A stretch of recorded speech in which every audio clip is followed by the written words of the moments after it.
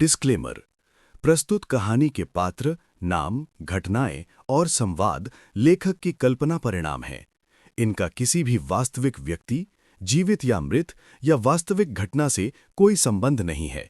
यदि कोई समानता पाई जाती है तो वह पूरी तरह से अनायास और संयोग मात्र है। लेखक किसी भी जाति, धर्म या समुदाय की भावनाओं को आहत करने का इरादा नहीं रखते।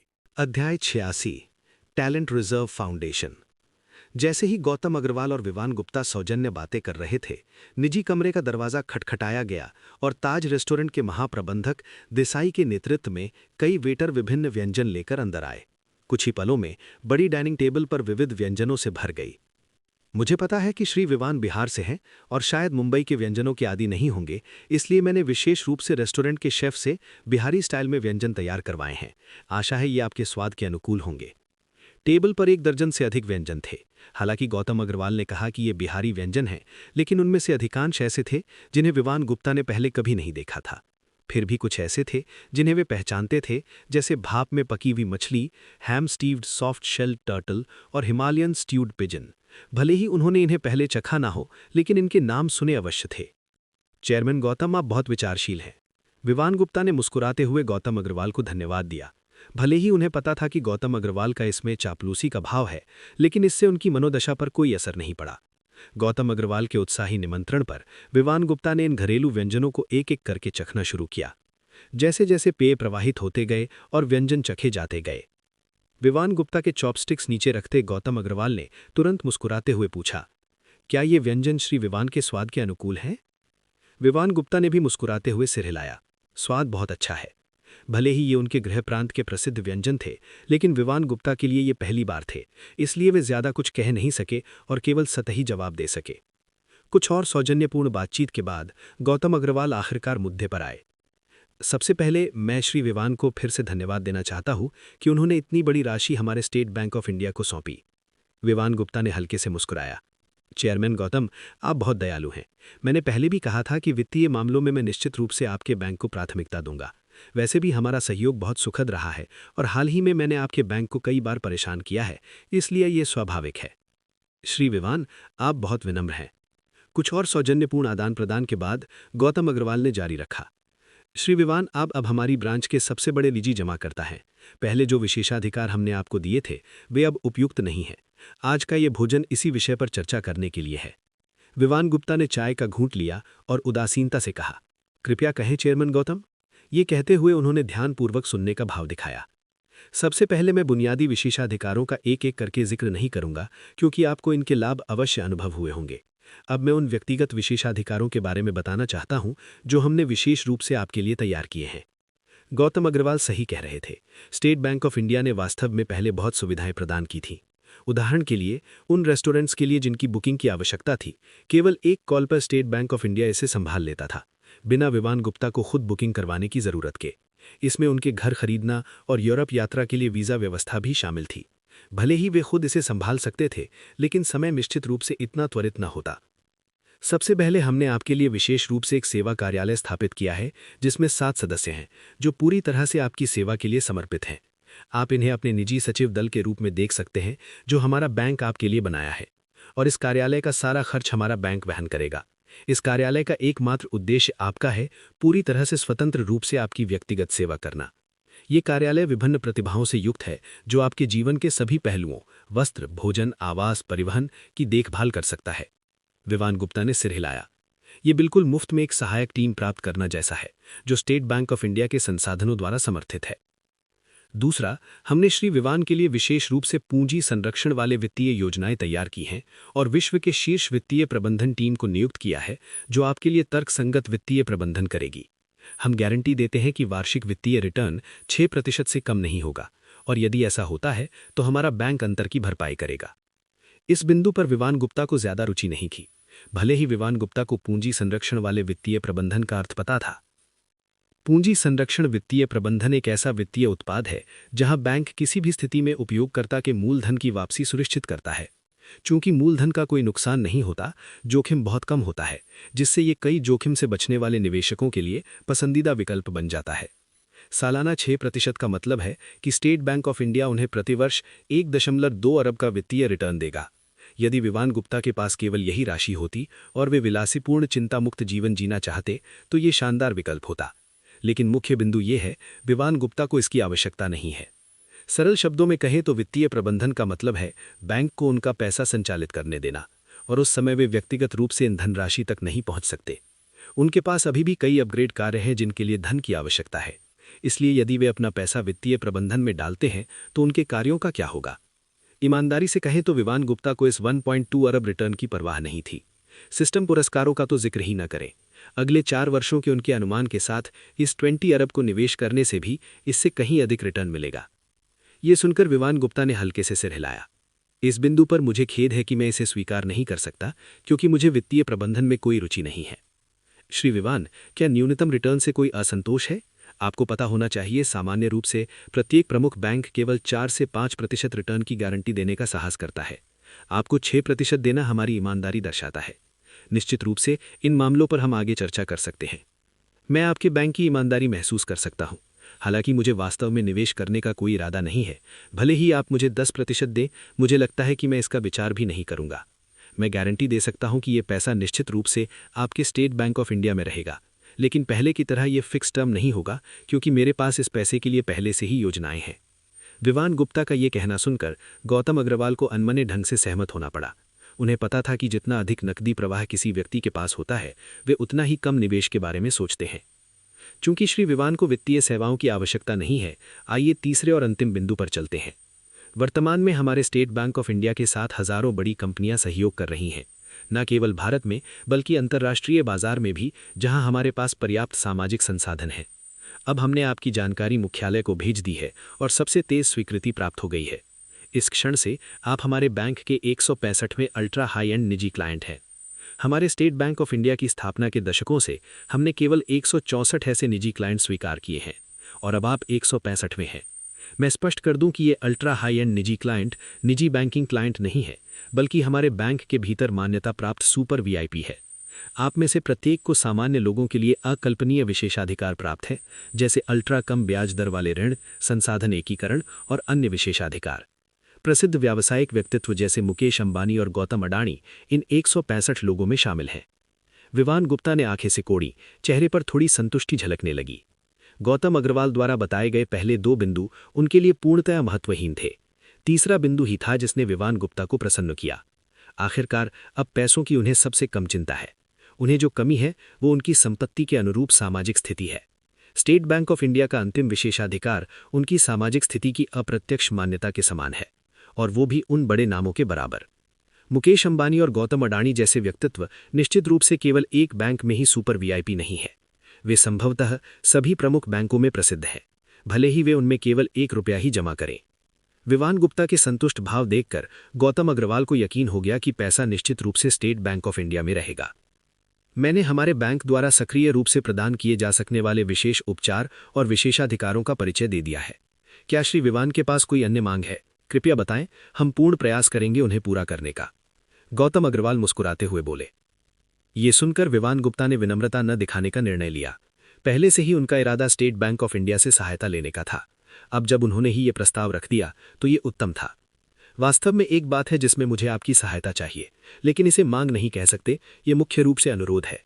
गौतम अग्रवाल और शेखर लोहानी तुरंत सीधे बैठ गए, विवान गुप्ता के हर शब्द को ध्यानपूर्वक सुनने के लिए तैयार हो गए। कृपया कहें श्री विवान। विवान ने धीरे से कहा, मुझे विश्वास है कि आपको पता होगा कि मेरा ब्लैक स्वॉन कैपिटल नाम की एक कंपनी है। निश्चित रूप से, क्योंकि आपकी कंपनी का खाता हमारे बैंक में है। मामला यह है कि मैं इस कंपनी का विस्तार करने का दृढ़ निश्चय कर चुका हूं, लेकिन एक समस्या है जिसे अल्पकाल में हल करना कठिन है। क्या श्री विवान प्रतिभा प्राप्ति की समस्या की बात कर रहे हैं? विभिन्न हलकों में घूमने वाले अनुभवी बैंकर गौतम अग्रवाल ने तुरंत विवान गुप्ता की समस्या का अनुमान लगा लिया। आखिरकार किसी निवेश कंपनी के लिए प्राथमिक तत्व पैसा है, और 20 अरब की तरल संपत्ति के साथ विवान गुप्ता को निश्चित रूप से पैसे की कमी नहीं होगी। नई कंपनी होने के कारण समस्या संभवतः प्रतिभा प्राप्ति और उच्च स्तरीय टैलेंट की कमी से संबंधित होगी। विवान ने रोका नहीं, सहमति में सिर हिलाया। चूंकि कंपनी नई स्थापित है, उच्च स्तरीय प्रतिभाओं को आकर्षित करना कठिन है। प्रतिभा भंडार बनाने के लिए समय चाहिए, और वर्तमान में ब्लैक स्वॉन कैपिटल के पास समय की कमी है। ईमानदारी से कहें तो हमारी कंपनी के वर्तमान सभी कर्मचारी प्रमुख निवेश बैंकों से भारी वेतन देकर नियुक्त किए गए हैं। अल्पकाल के लिए ठीक है, लेकिन जैसे जैसे कंपनी स्थिर होगी समस्याएं उत्पन्न हो सकती हैं, विशेष रूप से क्योंकि निकट भविष्य में मुझे 100 अरब से अधिक की पूंजी संचालन से निपटना है। आप हमसे क्या चाहते हैं श्री विवान? विवान ने गले को साफ करने के लिए चाय का घूंट लिया। मैं अनुरोध करना चाहूंगा कि आपका स्टेट बैंक ऑफ इंडिया मुझे पूंजी उद्योग के कुछ एलीट पेशेवरों को भर्ती करने में सहायता करे। मुझे विश्वास है कि वित्तीय पूंजी उद्योग में आपके चैनल हेड हंटिंग कंपनियों से निश्चित रूप से मजबूत होंगे। निश्चित रूप से मैं आपको कोई नुकसान में नहीं पहुंचाऊंगा। मुआवजा हेड हंटिंग कंपनियों के समकक्ष होगा। कोई समस्या नहीं, मुआवजे की बात ना करें श्री विवान, ये हमारा कर्तव्य है। गौतम अग्रवाल तुरंत सहमत हो गए। भारत के 4 प्रमुख बैंकों में से एक स्टेट बैंक ऑफ इंडिया के लिए ये तुच्छ मामला था। गौतम अग्रवाल के अनुरोध स्वीकार करने को देखकर विवान गुप्ता ने जारी रखा। इसके अतिरिक्त मैं अपनी कंपनी के नाम से एक फाउंडेशन स्थापित करने की योजना बना रहा हूं। फाउंडेशन का मुख्य उद्देश्य विभिन्न विश्वविद्यालयों में वित्त के प्रमुख करने वाले छात्रों को पुरस्कार देना है, और मैं आशा करता हूं कि आप प्रमुख विश्वविद्यालयों से संपर्क करने में मेरी मदद करेंगे। फाउंडेशन स्थापित करने का इरादा बहुत स्पष्ट है। ये पालना से ही प्रतिभा के लिए प्रतिस्पर्धा करना है, जो विश्व भर की सभी प्रमुख पूंजी फर्में कर रही हैं। आखिरकार एक नई कंपनी के लिए आंतरिक रूप से प्रतिभा भंडार बनाना काफी अवास्तविक है। ठीक है, मैं अध्याय 87। अय्या शर्मा। स्वागत भोज 2 घंटे बाद समाप्त हुआ। गौतम अग्रवाल और स्टेट बैंक ऑफ इंडिया के कर्मचारियों के एक समूह ने व्यक्तिगत रूप से विवान गुप्ता को कार तक पहुंचाया, जबकि बैंक के निदेशक शेखर लोहानी स्वाभाविक रूप से ड्राइवर बन गए। श्रीमान विवान, अब आप कहां जाने की योजना बना रहे हैं? चलिए सी व्यू नंबर 1 स्थित स्वर्गीय आनंद सीट पर चलते हैं कृपया। विवान गुप्ता विनम्रतापूर्वक पीछे की सीट पर बैठ गया और उसे देखकर मुस्कुराया। परिस्थिति चाहे जो भी हो, शेखर लोहानी बैंक के जमा निदेशक के रूप में एक उच्च पद पर था, लेकिन वह उसके लिए अस्थायी चालक के रूप में काम कर रहा था। इसलिए विवान गुप्ता ने उसके प्रति एक निश्चित सम्मान दिखाया। श्रीमान विवान, आप क्या बात कर रहे हैं? मैं आपको खुद लेने आया था, इसलिए स्वाभाविक रूप से मेरा कर्तव्य है कि मैं आपको वापस ले जाऊं। शेखर लोहानी ने बार बार कहा कि वह मना करने की हिम्मत नहीं कर सकता। विवान गुप्ता ने खिड़की से बाहर देखा और थोड़ी देर शिष्टाचारवश चुप रहा। रात के 8 बज चुके थे और हालांकि विवान गुप्ता का मूल इरादा अपने छात्रावास लौटने का था, लेकिन ये देखते हुए कि वह दीपक बोस और अन्य लोगों को बिना पूर्व सूचना दिए भारत लौट आया था, तो उसने वापस न जाने का फैसला किया। ठीक समय पर जब वे यूरोप में थे तब उन्हें प्रॉपर्टी मैनेजमेंट से एक कॉल आया, जिसमें उन्हें बताया गया कि घर तैयार है, इसलिए उन्होंने रात वहीं बिताने का फैसला किया। शेखर लोहानी ने लगातार गाड़ी चलाई और कुछ ही देर में वे स्वर्गीय आनंद सीट के आधार पर पहुंच गए। शेखर लोहानी तुरंत कार से बाहर निकला और विवान गुप्ता के लिए दरवाज़ा खोला। जो लोग उसे नहीं जानते थे वे शायद उसे एक पेशेवर ड्राइवर समझते, उन्हें ये पता नहीं होता कि वो एक बैंक अधिकारी है। श्रीमान विवान, हम पहुंच गए हैं। इतने लंबे समय तक विमान में रहने के कारण विवान गुप्ता वास्तव में थोड़ा थका हुआ था। उसने कार में झपकी ली जब तक कि उसने शेखर लोहानी की आवाज़ नहीं सुनी और अपनी आंखें नहीं खोली। उसने थोड़ा होश में आने के लिए अपना चेहरा रगड़ा और फिर धीरे धीरे कार से बाहर निकला। माफ़ कीजिए निदेशक शेखर, मैं थोड़ा ज़्यादा थका हुआ हूँ। विवान गुप्ता मुस्कुराया और शेखर लोहानी को समझाया। समझ में आता है, आखिर 10 घंटे से अधिक की उड़ान किसी को भी थका देती है। श्रीमान विवान, अंदर जाइए और आराम कीजिए, मैं आपको और परेशान नहीं करूँगा। निदेशक शेखर, क्या आप ऊपर आकर थोड़ी देर बैठना चाहेंगे? हालांकि शेखर लोहानी को ये देखने की तीव्र इच्छा हुई कि 100 मिलियन से अधिक कीमत वाले महल का आकार कैसा दिखता है, फिर भी उन्होंने मुस्कुराते हुए मना कर दिया। वो इतना मूर्ख नहीं था। विवान गुप्ता स्पष्ट रूप से विनम्रता दिखा रहा था। सुनना ही काफ़ी था, वास्तव में ऊपर जाना तो सरासर नासमझी होती। विवान गुप्ता ने कोई जिद नहीं की। संपर्क सूचना का आदान प्रदान करने के बाद उसने विदाई ली और सीधे इमारत के आंतरिक हिस्से की ओर चल दिया। जब तक विवान गुप्ता की आकृति नज़रों से ओझल नहीं हो गई तब तक शेखर लोहानी ने आह नहीं भरी। 40 वर्ष की आयु में वे स्टेट बैंक ऑफ इंडिया के मुंबई शाखा के निदेशक पद पर पहुंच चुके थे, जो एक बड़ी उपलब्धि थी। लेकिन लगभग 20 वर्ष के विवान गुप्ता के सामने ये स्पष्ट था कि वे उनकी बराबरी नहीं कर सकते थे। इससे ज़्यादा कुछ कहने की आवश्यकता नहीं है, बस इतना ही काफ़ी है कि वह सी व्यू नंबर 1 आवास का मालिक बनने का सपना भी नहीं देख सकता। विवान गुप्ता के खाते में चुपचाप पड़े 20 अरब की रकम की तो बात ही छोड़ दें। व्यक्तियों के बीच का अंतर वास्तव में बहुत बड़ा हो सकता है। किसी को लग सकता है कि उन्होंने अधिकांश लोगों को पीछे छोड़ दिया है, लेकिन ऊपर देखें तो आपको उनसे भी अधिक प्रभावशाली व्यक्ति मिलेंगे। इमारत के अंदर पहुंचने के बाद विवान गुप्ता शेखर लोहानी के विचारों से अनजान था, क्योंकि वह लिफ्ट के दरवाजे के पास खड़ा होकर चुपचाप लिफ्ट के नीचे उतरने का इंतजार कर रहा था। जब विवान गुप्ता लिफ्ट का इंतजार करते हुए फ़ोन पर गेम खेलने के लिए अपना सिर नीचे झुकाए हुए था, तो इत्र की एक हल्की लेकिन असहनीय खुशबू उसकी नाक में समा गई, जिससे पता चलता है कि ये एक उच्च श्रेणी की खुशबू है। विवान गुप्ता ने अपना चेहरा उठाया और उसकी निगाहें गंध के स्रोत का पता लगाने लगीं। उसके बगल में एक महिला खड़ी थी जिसका व्यवहार शांत और लगभग उदासीन था। वह महिला लगभग 30 वर्ष की लग रही थी। उसके लंबे बाल असामान्य रूप से चिकने थे जो उसके कंधों पर लहरा रहे थे, और उसने एक साफ सफ़ेद ब्लेजर पहना हुआ था। शायद गर्मी के कारण उसकी आस्तीनें कोहनियों तक मोड़ी हुई थीं, फिर भी ये अटपटा नहीं लग रहा था। उसके चेहरे पर हल्का सा मेकअप था और उसने कोई गहना नहीं पहना था। अगर विवान गुप्ता को उसका सटीक वर्णन करना होता तो केवल 2 शब्द ही काफ़ी होते: तेज और सुरुचिपूर्ण। एक ही व्यक्ति में 2 बिल्कुल विपरीत गुण एक साथ मौजूद थे। विवान गुप्ता को खुद को देखते हुए अय्या शर्मा ने अपना सिर घुमाकर उसे एक विनम्र और अर्थपूर्ण मुस्कान दी। ये निष्क्रियता के आकर्षण का लाभ था। आमतौर पर इतनी सुंदर महिला को देखकर किसी पुरुष के मन में सबसे पहले कामुक विचार आते हैं।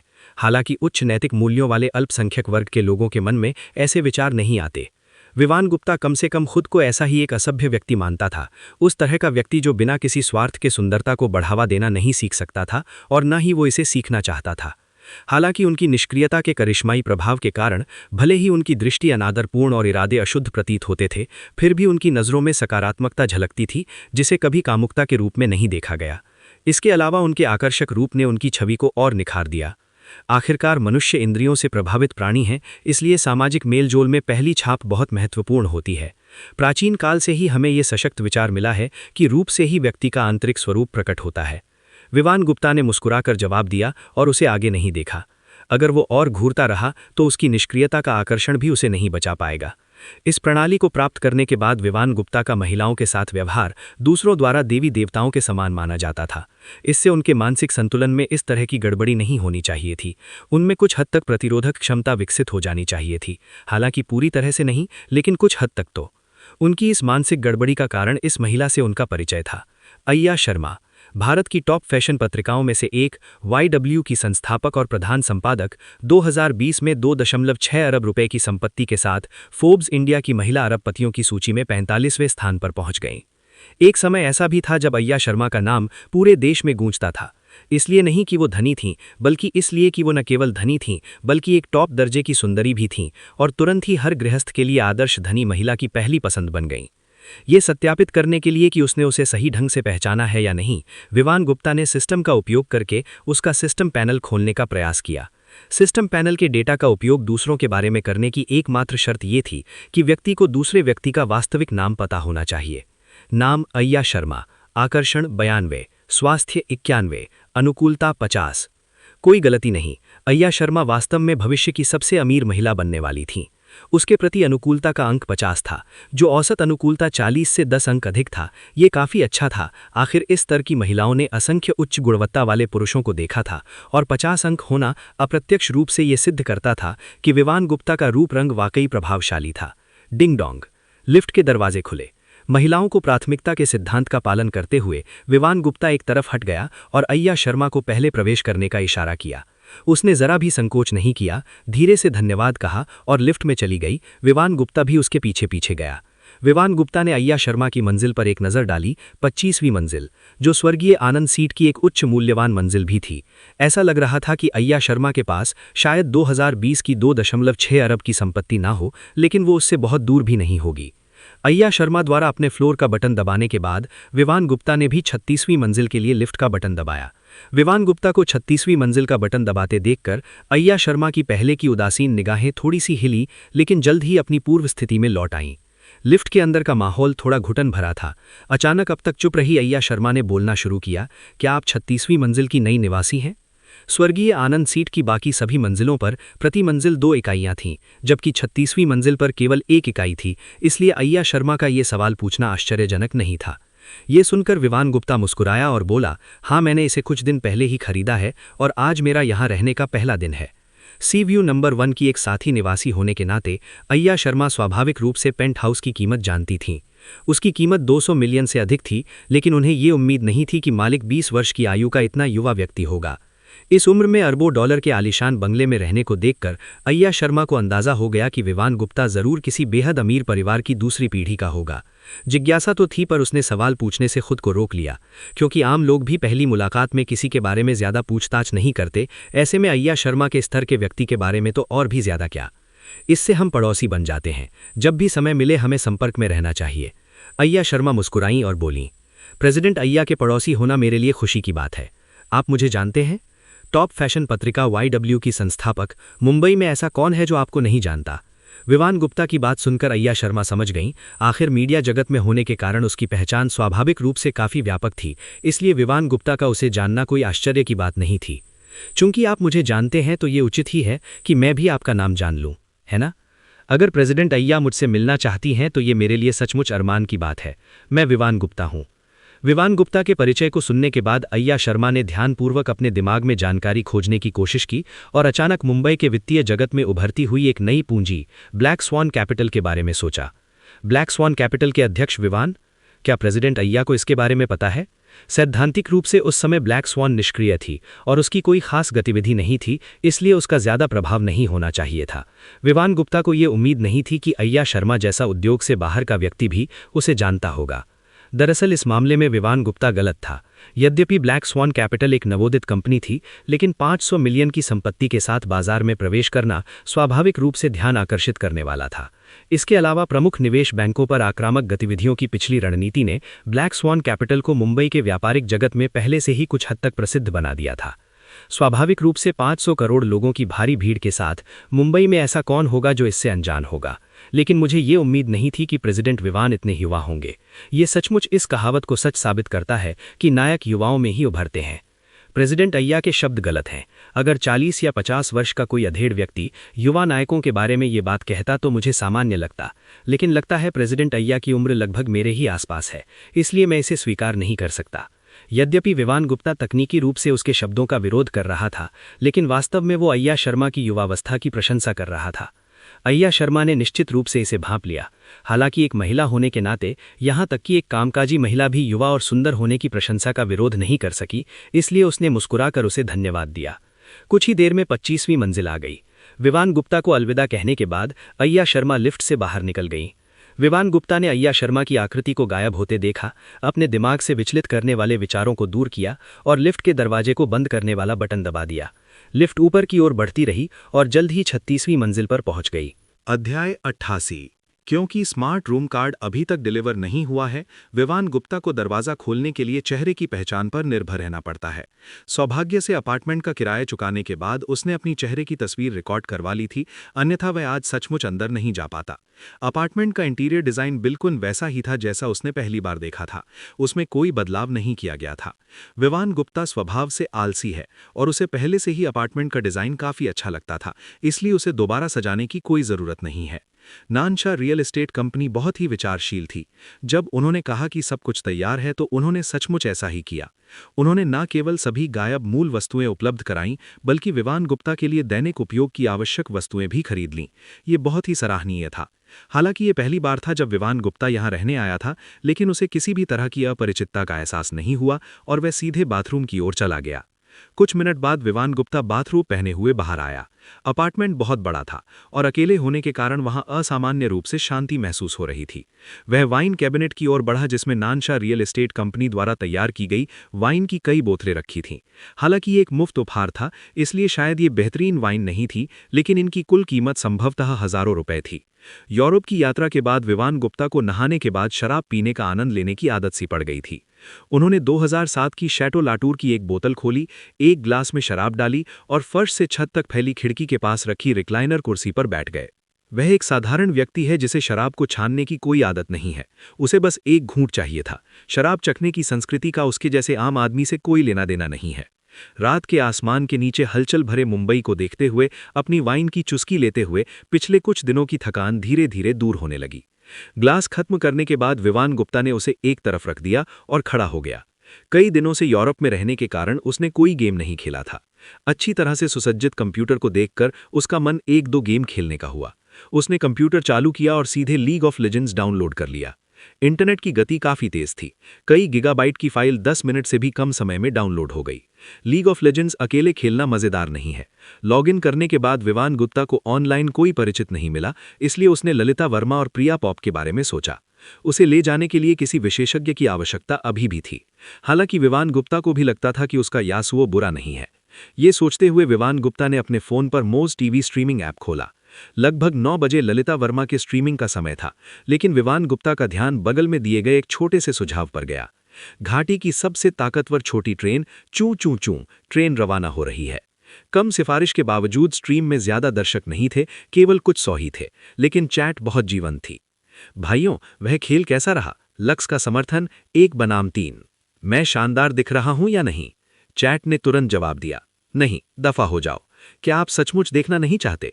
दरअसल बात यह नहीं है कि मैं इसे देखना चाहता हूं, बल्कि बात यह है कि मेरा एक दोस्त मरने से पहले इसे देखना चाहता है, ये सोचकर कि क्या डंडन मेरे दोस्त की इच्छा पूरी कर सकता है और उसे अपनी कब्र में मुस्कुराने का मौका दे सकता है। गेम स्क्रीन के नीचे एक किशोरी लड़की थी जिसका चेहरा अंडे के आकार का था और उसके बाल सीधे साधे थे। वह हमेशा डिंपल वाली प्यारी सी मुस्कान लिए रहती थी। आकर्षक तो थी, लेकिन निश्चित रूप से 90 अंकों वाली देवी के स्तर तक नहीं पहुंचती थी। विवान गुप्ता को इस स्ट्रीमर के बारे में कुछ पता था। उसे गूज एग सिस्टर कहा जाता था। असली नाम काव्या कुमारी था और उसके प्रशंसक उसे डंडन कहते थे। उसे गूज एग सिस्टर इसलिए कहा जाता था क्योंकि पहला, उसका प्यारा सा अंडे के आकार का चेहरा, और दूसरा, वह बाहर से अंडे की सफेदी की तरह शुद्ध दिखती थी, लेकिन अंदर से अंडे की जर्दी की तरह चिपचिपी थी। उसके पुनर्जन्म से पहले वह अपने हास्यपूर्ण और चुलबुले लाइव स्ट्रीमिंग अंदाज से शॉर्ट्स ऐप पर छा गई थी और उस साल की सबसे सफल स्ट्रीमर्स में से एक बन गई थी।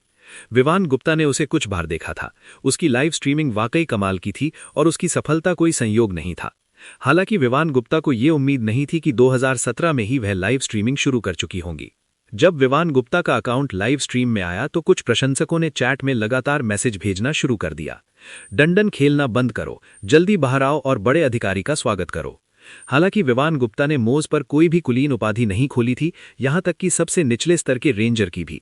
फिर भी उसके 120 स्तर के अधिकतम खाते को प्रतिष्ठा के लिए किसी भी उपाधि की आवश्यकता नहीं थी। इसके अलावा ललिता वर्मा पर 10 मिलियन खर्च करने के बाद अब कोई भी मोज उपयोगकर्ता निश्चित रूप से विवान गुप्ता को जानता होगा। गूज एग सिस्टर काव्या कुमारी ने चैट देखी, फिर वीआईपी सीट की ओर देखा जहां 120 लेवल तक पहुंच चुके विवान गुप्ता चुपचाप बैठे थे और जल्दी से उनका स्वागत करने लगी। स्ट्रीम में आपका स्वागत है बड़े स्टार विवान गुप्ता। उसकी आवाज कोमल और प्यारी थी, जिससे एक अनुभवी गायिका होने का कोई संकेत नहीं मिलता था। स्ट्रीमर्स के द्वारा अपने दर्शकों की चापलूसी करना आम बात थी, लेकिन काव्या कुमारी जैसी स्पष्टवादी शख्सियत को देखना दुर्लभ था। अपने फोन के सामने बैठे विवान गुप्ता भी मुस्कुरा उठे। इसके बाद उन्होंने अपने मोज खाते में 1 लाख फिश फिन जमा किए और तुरंत 10 सुपर फायर कार्ड भेज दिए। इससे पहले कि काव्या कुमारी अपना आभार व्यक्त कर पाती, उनके कट्टर प्रशंसकों ने उनके लिए ऐसा करना शुरू कर दिया था। पुरस्कार के लिए धन्यवाद बड़े अधिकारी, डंडन जल्दी से बड़े अधिकारी के लिए प्रदर्शन करो। पुरस्कार के लिए धन्यवाद बड़े अधिकारी, डंडन जल्दी से बड़े अधिकारी के लिए प्रदर्शन करो। पूरे वीडियो स्ट्रीम में एक ही तरह की टिप्पणी भरी हुई थी। बड़े साहब, क्या आप मुझ पर इतना मेहरबान इसलिए हो रहे हैं क्योंकि आपके पास मेरे लिए कुछ सुझाव हैं? मैं एक गेम स्ट्रीमर हूं, मैं अपने कौशल बेचता हूं, खुद को नहीं। उसका लहजा जानबूझकर संकोची था, लेकिन उसकी नज़र और हाव भाव के साथ इसने किसी भी प्रकार की घृणा उत्पन्न नहीं की। विवान गुप्ता के मन में उसके बारे में कोई गलत विचार नहीं थे। आखिरकार काव्या कुमारी काफी खूबसूरत थी, लेकिन ये विवान गुप्ता को प्रभावित करने के लिए काफी नहीं था। उसने सुपर फायर को सिर्फ उसे अपने ब्लैक स्वान एंटरटेनमेंट में लाने के इरादे से भेजा था। आखिरकार एक गवाह के तौर पर विवान गुप्ता पहले से ही जानता था कि उसमें विस्फोटक रूप से लोकप्रिय होने की क्षमता है, और उसकी लाइव स्ट्रीम की खामोशी देखकर ऐसा लग रहा था कि उसे कोई गिल्ड मैनेज नहीं कर रहा है। कर भी रहा था तो शायद कोई छोटा सा गुमनाम गिल्ड ही होगा। जब उसने ये देखा तो स्वाभाविक रूप से उसे अपने साथ जोड़ने का रास्ता निकालना ही था। आखिरकार ब्लैक स्वान एंटरटेनमेंट का लक्ष्य तो टॉप ब्रॉडकास्टर्स को ढूंढना और लाइव स्ट्रीम का अग्रणी गिल्ड बनना है। विवान गुप्ता का उससे बातचीत करने का कोई इरादा नहीं था, इसलिए उसने टाइप किया, मुझे आपकी प्रतिभा पसंद है, क्या 10 सुपर फायर के बदले मुझे प्रवेश मिल सकता है?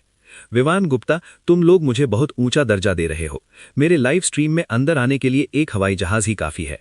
तो बस एक पल रुकिए, मैं दूसरे दोस्त को फोन करता हूं। कोई बात नहीं। इतना कहने के बाद विवान गुप्ता सीधे ललिता वर्मा के लाइव स्ट्रीम रूम में चले गए। आज 8 अक्टूबर है। मोज का वार्षिक कार्यक्रम भी कुछ दिन पहले समाप्त हो गया और ललिता वर्मा ने पूर्ण बहुमत से मोज के वर्ष का सबसे लोकप्रिय स्ट्रीमर का खिताब हासिल किया, और इस समय वह खुद से बहुत खुश नजर आ रही थी। दरअसल सामान्य समय सीमा के अनुसार ललिता वर्मा अभी भी आराम से वार्षिक नंबर 1 पर काबिज रह सकती थीं। बस विवान गुप्ता के आने से स्थिति और भी अधिक सहज हो गई। इस समय Lalita Verma league of legends नहीं खेल रही थीं, बल्कि माया मेहता के साथ प्लेयर अननोन्स बैटल ग्राउंड खेल रही थीं। स्पष्टतः वह बहुत गंभीरता से खेल रही थीं और पहले ही 8 को मार चुकी थीं। एक पूर्व प्रोफेशनल प्लेयर के रूप में हालांकि उनकी निम्न गुणवत्ता सर्वमान्य है, उनकी गेमिंग प्रतिभा से इनकार नहीं किया जा सकता। आखिरकार वह एक समय विश्व चैंपियनशिप की उपविजेता रह चुकी हैं।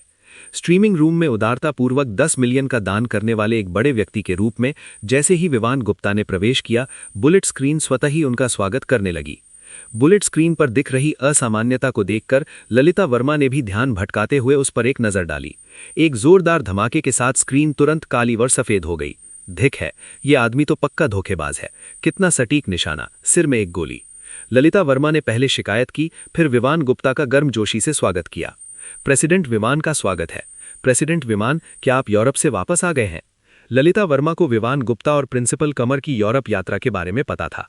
आज ही वापस आया हूं, बोर महसूस कर रहा हूं, इसलिए कुछ गेम खेलने का प्लान कर रहा हूं। विवान गुप्ता ने सीधे तौर पर अपना उद्देश्य बताया। विवान गुप्ता का संदेश देखकर ललिता वर्मा ने तुरंत बिजली की गति से गेम से बाहर निकलकर डेस्कटॉप पर लीग ऑफ लेजेंड्स का आइकन खोल दिया। मैंने प्रेसिडेंट विवान को यासुओ खेलते हुए काफी समय से नहीं देखा। मेरे लिए सीखने का ये बिल्कुल सही समय है। ये सुनकर विवान गुप्ता ने सोचा, इस नौजवान में बहुत क्षमता है।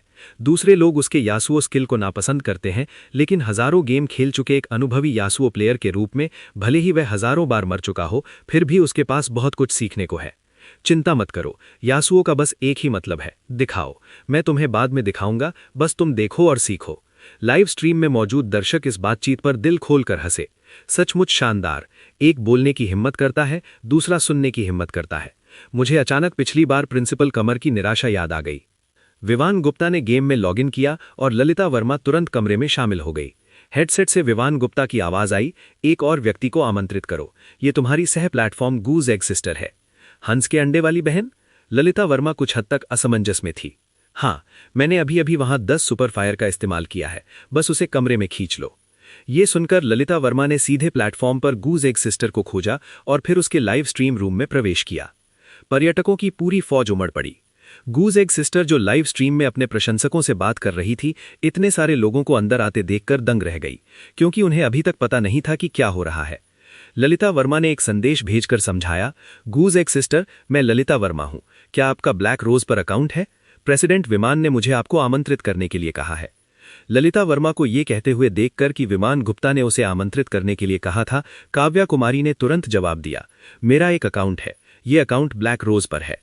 हालांकि काव्या कुमारी अक्सर स्ट्रीम में अपने प्रशंसकों के साथ मजाक करती थीं, लेकिन प्लेटफॉर्म पर एक छोटी और अनजानी शख्सियत होने के नाते ललिता वर्मा जैसे टॉप स्ट्रीमर का अचानक सामना करने पर वह थोड़ी घबरा गई।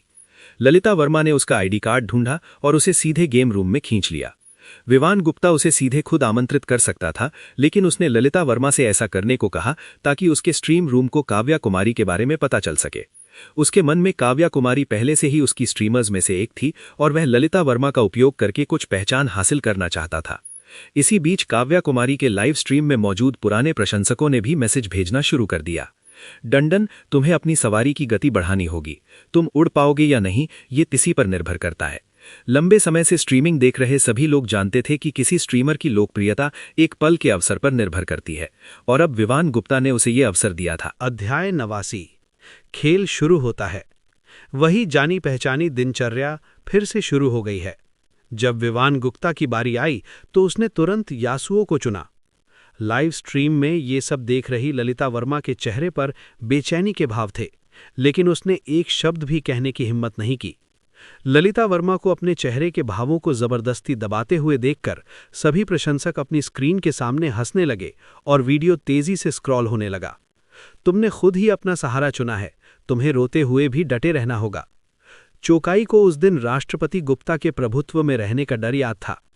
विवान गुप्ता का यासुओ शायद फेकर को भी डरा देगा, लेकिन जाहिर है ऐसा तभी होगा जब वे एक ही पक्ष में होंगे।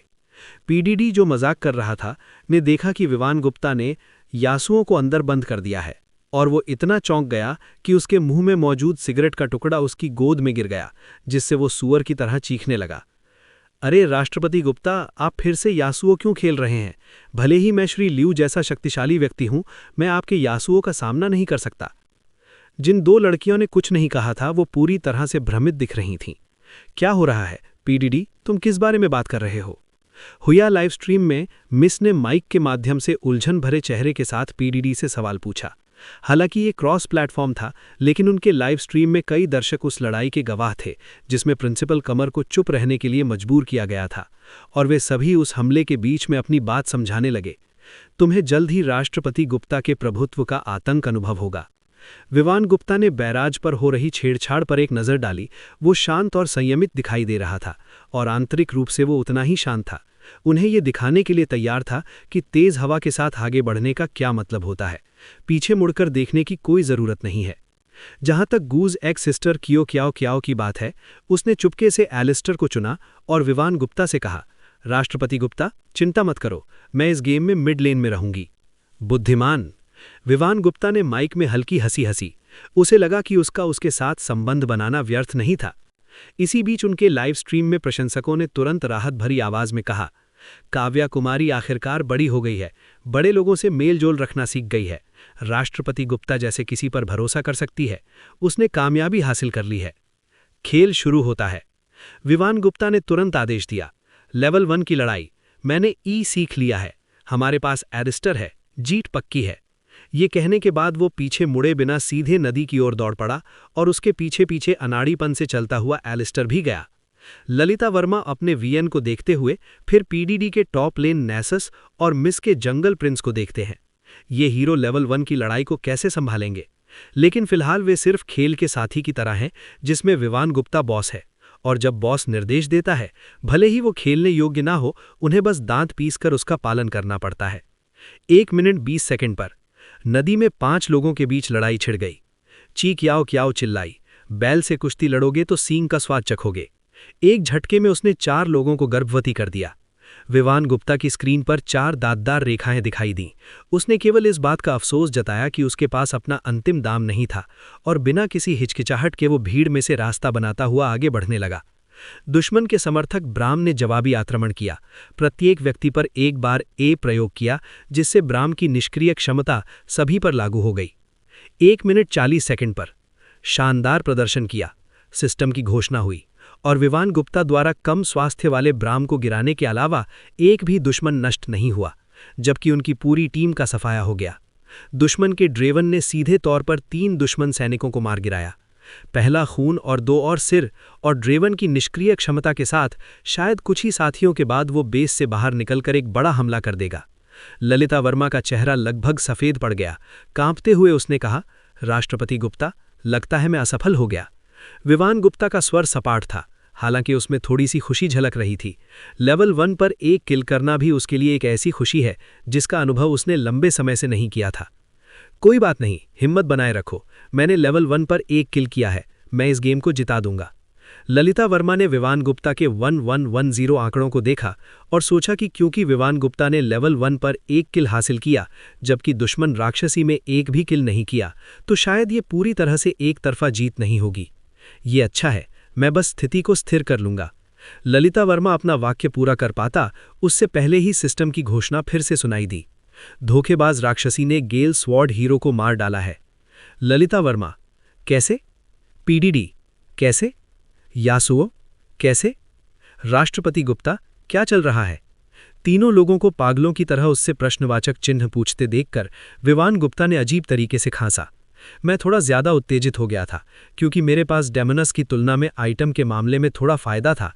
मैं अदला बदली करना चाहता था, लेकिन सीधे टावर में घुस गया। जब देखा कि सहायकों की दूसरी लहर अभी तक नहीं आई है, तो ची क्याओ क्याओ के अपरिवर्तित भाव के अलावा बाकी तीनों के दिलों में एक अनहोनी की आशंका बढ़ने लगी। अगले गेम में हालांकि ललिता वर्मा, पीडीडी और मिस उच्च स्तरीय खिलाड़ी होने के बावजूद नुकसान में थे, फिर भी वो टिके रहे। लेकिन 5 मिनट बाद डेमोनस को 4-0 और विवान गुप्ता को 1-5 से आगे देखकर उन्हें लगा कि खेल उनके हाथ से निकल रहा है। हालांकि विवान गुप्ता तेजी से मर रहा था, लेकिन उसके दुश्मनों की हर लहर को टावर के नीचे धकेल दिया जाता था, इसलिए वो अनुभव के मामले में ज्यादा पीछे नहीं रह रहा था।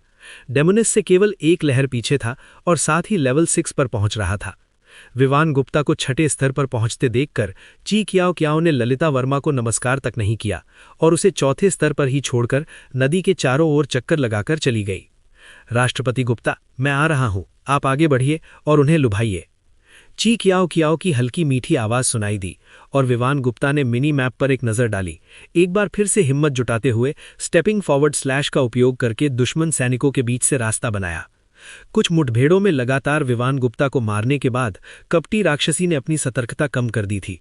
विवान गुप्ता को पास आते देखकर उसने उस पर QRW कॉम्बो से हमला किया, जिससे उसकी 2/3 स्वास्थ्य कम हो गई, जैसे ही वो उसे अपने बंधन में जकड़ने वाली थी, ची कियाओ कियाओ पूरी तैयारी के साथ झाड़ियों से बाहर निकल आई। जैसे ही उसने मुश्किल से डब्ल्यू से जमीन पर कदम रखा, राक्षसी ने फ्लैश का उपयोग करके उसे चकमा दे दिया। ची कियाओ कियाओ ने तुरंत हवा में क्यू फ्लैश से जवाबी हमला किया, जिससे वो उछल पड़ी और पूरी तैयारी के साथ तैयार विवान गुप्ता ने स्क्रीन पर दांतदार रेखाएं देखकर आर से हमला कर दिया। एलिस्टर के भीड़ नियंत्रण तंत्र के तहत विवान गुप्ता ने अपनी टीम के लिए दूसरा दुश्मन को मार गिराया। शानदार खेल किया काव्या कुमारी, विवान गुप्ता की उत्साहित आवाज माइक से सुनाई दी। ची कियाओ कियाओ ने खुलकर हंसते हुए कहा, क्या मेरा WQ फ्लैश कमाल का नहीं था? बहुत बढ़िया, मैं शेख ही नहीं भर रहा, लेकिन ये कदम। PDD मिस ललिता वर्मा, कैसे? बात करना कैसे? ललिता वर्मा और अन्य लोग इस प्यारी लड़की के लहजे में आए अचानक बदलाव को देखकर दंग रह गए, जैसे कि वो एकदम अपनी मूल स्थिति में आ गई हो और इतनी सहजता से बोली कि मॉडरेटर भी कोई गलती नहीं निकाल सके। अचानक ललिता वर्मा की स्ट्रीम में कई दर्शक कियो कियाओ कियाओ की स्ट्रीम पर उमड़ पड़े और यहां तक कि हुया और पैंडा के लोग भी उसमें शामिल हो गए। विवान गुप्ता को उसकी स्ट्रीमिंग स्टाइल के बारे में पता था, इसलिए उसे आश्चर्य नहीं हुआ। कियो कियाओ कियाओ ने इससे भी आगे बढ़कर ललिता वर्मा को टावर के नीचे VN के रूप में पूरी तरह से उसके हाल पर छोड़ दिया, जबकि उसने निर्दयतापूर्वक डेमोनस पर हर तरफ से हमला किया, जिससे विवान गुप्ता के 1000 गेम वाले यासुओ को पहली बार सकारात्मक KDA में बदल दिया। गेम समाप्त होने पर विवान गुप्ता ने 955 के स्कोर से जीत हासिल की और पहली बार इस रोमांच का अनुभव किया, एक तरह से गॉड जैसी स्थिति प्राप्त कर ली। अगले मैच में मिस ने जंगल की भूमिका ची कियाओ कियाओ को सौंप दी। उसने कूल डाउन बिल्ड स्टोन मैन जंगल खेला और टॉप और बॉटम लेन को नजरअंदाज करते हुए जब भी उसका अल्टीमेट तैयार होता, वो पूरी तरह से मध्य लेन पर केंद्रित रहती, जिससे विरोधी कॉर्की का सिर चकरा गया। विवान गुप्ता को इस बात का गहरा अफसोस था कि कियो कियाओ कियाओ से उसकी मुलाकात पहले ही हो जानी चाहिए थी। अगर वो ची कियाओ कियाओ से पहले मिला होता तो उसे इतनी परेशानी नहीं उठानी पड़ती और हर गेम में 1 दर्जन से अधिक बार नहीं मरना पड़ता। कई मैचों के बाद आधी रात हो चुकी थी और विवान गुप्ता इतना थक गया था कि आगे खेलना संभव नहीं था। उसने गेम बंद कर दिया और पहली बार यासुओ के साथ लगातार 5 मैच जीतने का सिलसिला कायम किया। काव्या कुमारी, क्या आपकी अब कोई स्ट्रीमिंग एजेंसी है? विवान गुप्ता ने तीनों प्रमुख प्लेटफॉर्म के शीर्ष स्ट्रीमरों के लाइव स्ट्रीमिंग रूम में कियो कियाओ कियाओ से सीधे सवाल पूछे। हाँ, करता हूं। हालांकि वो ये नहीं जानती थी कि विवान गुप्ता का क्या मतलब था, फिर भी उसने ईमानदारी से जवाब दिया, इसे छोड़ दो, मैं तुम्हारा जुर्माना भर दूंगा, मेरी एजेंसी में शामिल हो जाओ और मैं तुम्हें डोयू का टॉप स्ट्रीमर बना दूंगा। लाखों लोगों के सामने ये कहना कि वो अज्ञात छोटे स्ट्रीमर को डोयू का टॉप स्ट्रीमर बना देगा, विवान गुप्ता के शब्द शानदार दुस्साहस से भरे थे। हालांकि दर्शकों को इससे कोई आपत्ति नहीं थी, बल्कि वो जय घोष कर रहे थे। 666, सचमुच विवान गुप्ता, कितनी बेबाकी से बोलते हैं। एक ऐसा धनी व्यक्ति जो आसानी से 10 मिलियन खर्च कर सकता है। मुझे नहीं पता कि वो उसे डोयू की टॉप स्ट्रीमर बना पाएगा या नहीं, लेकिन ये लड़की निश्चित रूप से मशहूर होने वाली है। कई लोगों ने संदेह व्यक्त करते हुए भी टिप्पणियां की। सिर्फ पैसा होने से तुम खुद को अजय समझते हो? डोयू के टॉप स्ट्रीमर? ऐसे में हमारी सिस्टर फा का क्या होगा? बाग जमीन पर छाए हुए हैं, मशरूम 1.5 मीटर ऊंचे हैं। टॉप स्ट्रीमर का खिताब मशरूम को जाता है। आकाश गंगा के उत्तर में आहलेंग सबसे सुंदर है। डोयू की टॉप स्ट्रीमर केवल आहलेंग ही हो सकती है। एट डोयू के सुपर मॉडरेटर, ये व्यक्ति आपके प्लेटफॉर्म के संचालन को खतरे में डाल रहा है। क्या आप कुछ नहीं करने वाले हैं? दरअसल डोयू के मॉडरेटर भी स्ट्रीम पर नजर रख रहे थे। तीनों प्रमुख प्लेटफॉर्म के स्ट्रीमर आपस में बातचीत करते हैं, इसलिए उन्हें सतर्क रहना जरूरी था कि किसी भी बुरे इरादे वाले व्यक्ति द्वारा पैदा की गई किसी भी संभावित समस्या से बचा जा सके। विवान गुप्ता का बयान सुनने के बाद मॉडरेटरों ने तुरंत अपने वरिष्ठों को इसकी सूचना दी। जहां तक डोयू के मैनेजमेंट की बात है, उन्हें तो इसकी और भी कम परवाह थी। डोयू पर किसी को टॉप स्ट्रीमर बनाने में कितना खर्च आता है? उस पैसे का अधिकांश भाग किसके पास जाता है? अध्याय 90। यदि आप अमीर दूसरी पीढ़ी के नहीं हैं तो आप दिखावा क्यों कर रहे हैं? अगले दिन सुबह के 11 बज चुके थे। विवान गुप्ता अपने 600 वर्ग मीटर से भी बड़े घर में जागा। हालांकि आज स्कूल का दिन था, विवान गुप्ता ने विभाग प्रमुख ललित अग्रवाल से पहले ही सब कुछ सुलझा लिया था, इसलिए उन्हें कोई चिंता नहीं थी। वैसे मुंबई थिएटर अकादमी के लिए विवान गुप्ता द्वारा वादा किया गया दान अभी तक संसाधित नहीं हुआ था। उन्होंने भारतीय स्टेट बैंक के साथ अभी काम पूरा किया था और तुरंत यूरोप चले गए थे। उनकी लिखित अनुमति के बिना बैंक स्कूल के लेन देन को आगे नहीं बढ़ा सकता था। ऐसा लग रहा था कि उसे अगले कुछ दिनों में ओल्ड अग्रवाल को ये बात बताने का मौका ढूंढना होगा, वरना बाद वाला सचमुच ये सोच सकता है कि विवान गुप्ता उसे बेवकूफ़ बना रहा है। विवान गुप्ता बिस्तर से उठा, फ्रेश होने के लिए बाथरूम गया, कपड़े बदले और स्कूल जाने के लिए टैक्सी पकड़ी। उन्होंने काफ़ी समय से अपनी स्पोर्ट्स कार नहीं चलाई थी और टैक्सी में सफ़र करना भी उन्हें बहुत आरामदायक लग रहा था। ऐसा लग रहा था कि एक आरामदायक बिजनेस कार खरीदने की योजना को अब और तेज़ी से आगे बढ़ाना होगा। स्पोर्ट्स कार लड़कियों को आकर्षित करने के लिए तो बढ़िया थी, लेकिन आराम के मामले में उसमें कुछ कमी थी। थोड़ी दूर गाड़ी चलाना भी धूप में 1 घंटा खड़े रहने जैसा ही लगता था। जब तक वो मुंबई थिएटर अकादमी वापस लौटा, तब तक लगभग दोपहर हो चुकी थी। विवान गुप्ता ने कक्षा में जाने का इरादा नहीं किया था और सीधे कैंटीन की ओर चल पड़ा। मैं वापस स्कूल जा रहा हूँ। विवान गुप्ता ने यही संदेश अपने छात्रावास के ग्रुप चैट और रिया जैन दोनों को भेजा। सानवी शर्मा ने इसे भाग्य पर छोड़ दिया। पिछले महीने कई प्रेम प्रसंग हुए थे और जब तक वो अपने दान के कार्य पूरे नहीं कर लेता, विवान गुप्ता ने पहले की तरह मौज मस्ती न करने की योजना बनाई थी। उसे खुद पर थोड़ा संयम बरतना था और एक बार जब उसे किडनी खाने वाले का उद्धार मिल जाता तो वो इस बार के नुकसान की भरपाई कर लेता। असामान्य मानव अनुसंधान केंद्र के कुछ रूममेट्स द्वारा उसे जवाब देने के अलावा क्यू मैन ने लंबे समय तक कोई जवाब नहीं दिया था, जो उसके व्यक्तित्व के विपरीत था। ऐसा नहीं था कि विवान गुप्ता इसके बारे में बहुत ज़्यादा सोच रहा था। हालांकि उसने हाल ही में कई लजीज भोजन का आनंद लिया था, फिर भी उसे अकेडमी में मिलने वाले 2 बार पकाए हुए सूअर के मांस की याद आ रही थी। कैफेटेरिया पहले से ही काफ़ी भीड़-भाड़ वाला था और विवान गुप्ता की उपस्थिति अक्सर लोगों का ध्यान आकर्षित करती थी, क्योंकि वो मुंबई थिएटर अकादमी में बहुत लोकप्रिय थे। परिचितों द्वारा अभिवादन किए जाने पर विवान गुप्ता मुस्कुराकर जवाब देता था और अजनबियों के लिए वो उनकी निगाहों को नज़रअंदाज करते हुए सीधे काउंटर पर जाकर अपने लिए दोहरी तरह से पकाया हुआ सूअर का मांस की एक प्लेट ले लेता था। दोपहर तक सोने के कारण उसे बहुत भूख लग रही थी। अब खाने की खुशबू सूंघते ही उसकी भूख और बढ़ गई। उसने अभी बैठने के लिए जगह ही ढूंढी थी कि उसे एक जानी पहचानी और बेचैन आवाज़ सुनाई दी।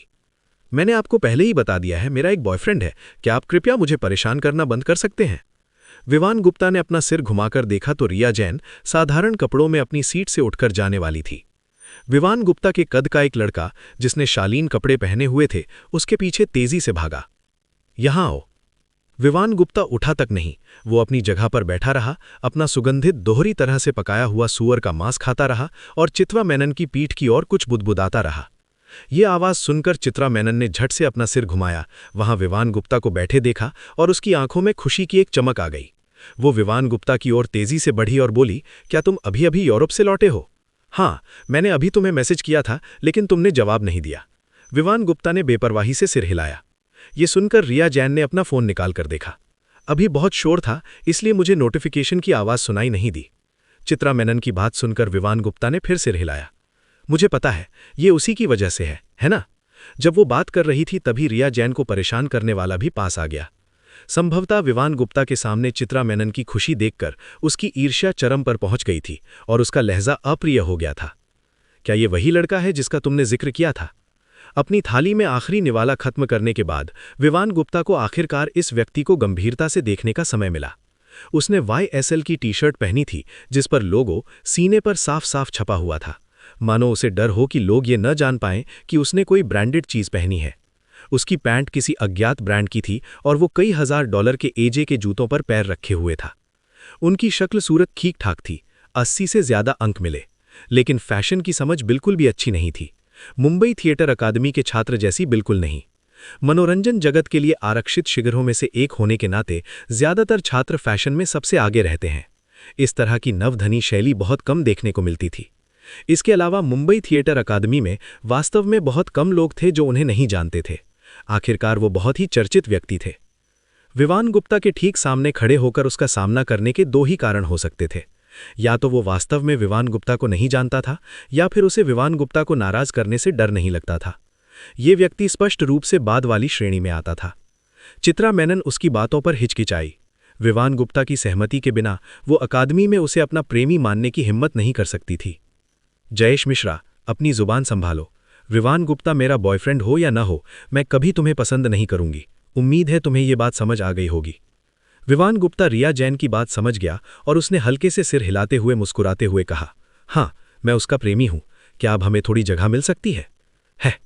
जयेश मिश्रा ने व्यंग्य करते हुए कहा, क्या तुमने ध्यान नहीं दिया कि चित्रा मेनन ने कभी नहीं कहा कि तुम उसके प्रेमी हो?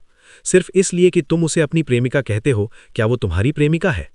हुआ काउंटी के लोगों के स्वभाव में अच्छे नाटक का आनंद लेना निहित है, चाहे उनकी उम्र या लिंग कुछ भी हो। मुंबई थिएटर अकादमी में भोजन कर रहे छात्र गपशप का मजा लेते ही वहां उमड़ पड़े। विवान गुप्ता ने आह भरी। उन्हें इस तरह का घटिया तमाशा करने में वास्तव में कोई आनंद नहीं आता था, लेकिन श्रेष्ठता की प्रबल भावना वाले लोग हमेशा परेशानी पैदा करने के लिए कूद पड़ते थे। विवान गुप्ता ने अपने बगल में खड़ी चित्रा मेनन को अपनी बाहों में भर लिया, उसके सिर के पिछले हिस्से को पकड़ा और सीधे उसे चूम लिया। चित्रा मेनन तो अचंभित रह ही गई, साथ ही आसपास खड़े लोग भी चौंक गए। क्या चल रहा है? प्रथम वर्ष की 4 सबसे खूबसूरत छात्राओं में से एक रिया जैन को जबरदस्ती चूम लिया गया। विवान गुप्ता की अचानक हरकत से चित्रा मेनन चौंक गई और संभलने पर उसके दिल में एक सुखद अनुभूति हुई।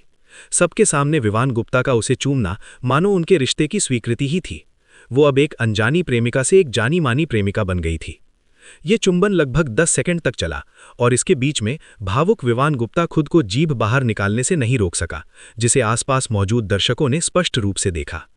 उनके होंठ अलग होने के बाद विवान गुप्ता मुस्कुराते हुए पीछे मुड़ा और जयेश मिश्रा को घूरने लगा, यहां तक कि उसने रिया जैन के लिप ग्लॉस का स्वाद लेने के लिए धीरे से अपने होंठ चाटे। क्या अब यह सबूत काफी है? इतना कहकर उसने चित्रा मेनन का हाथ पकड़कर वहां से जाने की योजना बनाई। सामान्यतः जयेश मिश्रा को और ज्यादा हारना बंद कर देना चाहिए, अपनी गरिमा बनाए रखनी चाहिए और उन्हें परेशान करना जारी नहीं रखना चाहिए। लेकिन शायद अपनी प्रिय देवी को किसी और को चूमते हुए देखना, यहां तक कि जीभ से भी, जयेश मिश्रा के लिए असहनीय था। इतना ही नहीं, वो वहां से गया नहीं बल्कि उनके पीछे भी भागा।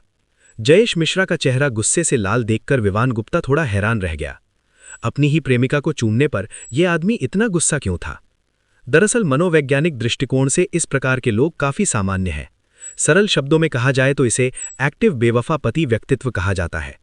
ऐसे लोग आमतौर पर बचपन से ही लाड़ प्यार से पाले जाते हैं, अधिकार जताने वाले और पूरी तरह से स्वार्थी होते हैं। जैसे ही उन्हें कोई व्यक्ति या वस्तु पसंद आती है, वे उसे मन ही मन अपना मान लेते हैं। अगर वो उसे स्वीकार नहीं करती और किसी और को चुनती है तो वे अपमानित महसूस करते हैं और मन ही मन ईर्ष्या से भर जाते हैं। इस समय जयेश मिश्रा इसी तरह का व्यक्ति है। रिया जैन। अध्याय 90। यदि आप अमीर दूसरी पीढ़ी के नहीं हैं तो आप दिखावा क्यों कर रहे हैं? अगले दिन सुबह के 11 बज चुके थे। विवान गुप्ता अपने 600 वर्ग मीटर से भी बड़े घर में जागा। हालांकि आज स्कूल का दिन था, विवान गुप्ता ने विभाग प्रमुख ललित अग्रवाल से पहले ही सब कुछ सुलझा लिया था, इसलिए उन्हें कोई चिंता नहीं थी। वैसे मुंबई थिएटर अकादमी के लिए विवान गुप्ता द्वारा वादा किया गया दान अभी तक संसाधित नहीं हुआ था। उन्होंने भारतीय स्टेट बैंक के साथ अभी काम पूरा किया था और तुरंत यूरोप चले गए थे। उनकी लिखित अनुमति के बिना बैंक स्कूल के लेन देन को आगे नहीं बढ़ा सकता था। ऐसा लग रहा था कि उसे अगले कुछ दिनों में ओल्ड अग्रवाल को ये बात बताने का मौका ढूंढना होगा, वरना बाद वाला सचमुच ये सोच सकता है कि विवान गुप्ता उसे बेवकूफ़ बना रहा है। विवान गुप्ता बिस्तर से उठा, फ्रेश होने के लिए बाथरूम गया, कपड़े बदले और स्कूल जाने के लिए टैक्सी पकड़ी। उन्होंने काफ़ी समय से अपनी स्पोर्ट्स कार नहीं चलाई थी और टैक्सी में सफ़र करना भी उन्हें बहुत आरामदायक लग रहा था। ऐसा लग रहा था कि एक आरामदायक बिजनेस कार खरीदने की योजना को अब और तेज़ी से आगे बढ़ाना होगा। स्पोर्ट्स कार लड़कियों को आकर्षित करने के लिए तो बढ़िया थी, लेकिन आराम के मामले में उसमें कुछ कमी थी। थोड़ी दूर गाड़ी चलाना भी धूप में 1 घंटा खड़े रहने जैसा ही लगता था। जब तक वो मुंबई थिएटर अकादमी वापस लौटा तब तक लगभग दोपहर हो चुकी थी। विवान गुप्ता ने कक्षा में जाने का इरादा नहीं किया था और सीधे कैंटीन की ओर चल पड़ा। मैं वापस स्कूल जा रहा हूं। विवान गुप्ता ने यही संदेश अपने छात्रावास के ग्रुप चैट और रिया जैन दोनों को भेजा। सानवी शर्मा ने इसे भाग्य पर छोड़ दिया। पिछले महीने कई प्रेम प्रसंग हुए थे और जब तक वो अपने दान के कार्य पूरे नहीं कर लेता, विवान गुप्ता ने पहले की तरह मौज मस्ती न करने की योजना बनाई थी। उसे खुद पर थोड़ा संयम बरतना था और एक बार जब उसे किडनी खाने वाले का उद्धार मिल जाता तो वो इस बार के नुकसान की भरपाई कर लेता। असामान्य मानव अनुसंधान केंद्र के कुछ रूममेट्स द्वारा उसे जवाब देने के अलावा क्यू मैन ने लंबे समय तक कोई जवाब नहीं दिया था, जो उसके व्यक्तित्व के विपरीत था। ऐसा नहीं था कि विवान गुप्ता इसके बारे में बहुत ज़्यादा सोच रहा था। हालांकि उसने हाल ही में कई लजीज भोजन का आनंद लिया था, फिर भी उसे अकेडमी में मिलने वाले 2 बार पकाए हुए सूअर के मांस की याद आ रही थी। कैफेटेरिया पहले से ही काफ़ी भीड़-भाड़ वाला था और विवान गुप्ता की उपस्थिति अक्सर लोगों का ध्यान आकर्षित करती थी, क्योंकि वो मुंबई थिएटर अकादमी में बहुत लोकप्रिय थे। परिचितों द्वारा अभिवादन किए जाने पर विवान गुप्ता मुस्कुराकर जवाब देता था और अजनबियों के लिए वो उनकी निगाहों को नज़रअंदाज करते हुए सीधे काउंटर पर जाकर अपने लिए दोहरी तरह से पकाया हुआ सूअर का मांस की एक प्लेट ले लेता था। दोपहर तक सोने के कारण उसे बहुत भूख लग रही थी। अब खाने की खुशबू सूंघते ही उसकी भूख और बढ़ गई। उसने अभी बैठने के लिए जगह ही ढूंढी थी कि उसे एक जानी पहचानी और बेचैन आवाज़ सुनाई दी। मैंने आपको पहले ही बता दिया है, मेरा एक बॉयफ्रेंड है, क्या आप कृपया मुझे परेशान करना बंद कर सकते हैं? विवान गुप्ता ने अपना सिर घुमाकर देखा तो रिया जैन साधारण कपड़ों में अपनी सीट से उठकर जाने वाली थी।